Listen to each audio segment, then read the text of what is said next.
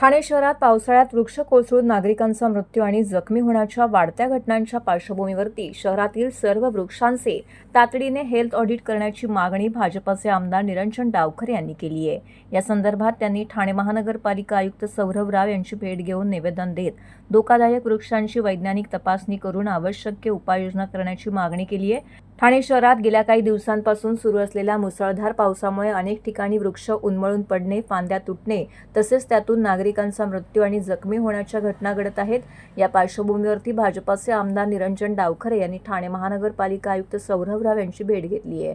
शहरातील सर्व वृक्षांचे तातडीने हेल्थ ऑडिट करण्याची मागणी देखील केली आहे। या संदर्भात त्यांनी आयुक्त सौरभ राव यांना पत्र देखील दिले आहे। शाळा, रुग्णालये, बस स्थानके, रेल्वे स्थानक, मुख्य रस्ते, उद्याने आणि गर्दीच्या ठिकाणांवरील वृक्षांना प्राधान्य देऊन हे ऑडिट करण्यात यावे। तसेच ही मोहीम केवळ एकदाच न राबविता दरवर्षी पावसाळ्यापूर्वी नियमितपणे राबवण्याची व्यवस्था करण्याची सूचनाही त्यांनी केली आहे। नागरिकांच्या जीविताचे संरक्षण आणि भविष्यात वृक्ष कोसळून होणाऱ्या दुर्घटना टाळण्यासाठी महापालिकेने या मागणीवरती तातडीने निर्णय घ्यावा अशी अपेक्षा त्यांनी केली आहे। झाडांच्या संदर्भातला आपण सांगितलेला आकडा हा 300 आहे, पण मला जो ज्ञात असलेला आकडा आहे तो त्याच्यापेक्षा कैक जास्त आहे। पण याच्यामध्ये ही जी घटना आहे ही घटना झाली नाही पाहिजे। याच्यामुळे जी छाटणी आहे, जी कारवाई आहे, ही कारवाई महानगरपालिकेच्या माध्यमाने वेळीच होणं हे अपेक्षित आहे। या संदर्भातलं सातत्याने लोकप्रतिनिधींकडनं पण वारंवार फॉलोअप हा होत असतो, पण याच्यामध्ये कुठेतरी दिरंगाई झाली असं मला वाटतं की शिंदेसाहेबांनीही या आपल्या एका महानगरपालिकेच्या व्हिजिटमध्ये या संदर्भातलं म्हणणं मांडलं आहे।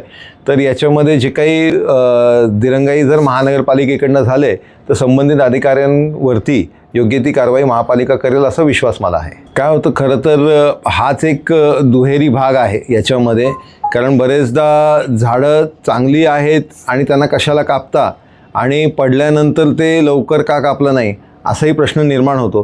त्याच्यामुळे महानगरपालिकेकडनं कुठली झाडं कापली पाहिजेत आणि कुठली नाही याच्यासाठी आम्ही हे झाडांचं ऑडिट हे केलं पाहिजे याची आम्ही मागणी केली आहे। अधिकारी आहेत पण त्याच्यामध्ये लोकप्रतिनिधी पण लवकरात लवकर घेतले पाहिजेत, तरच त्याच्यामध्ये खऱ्या अर्थाने जनसामान्यांचा जनतेचा आवाज जाईल ना।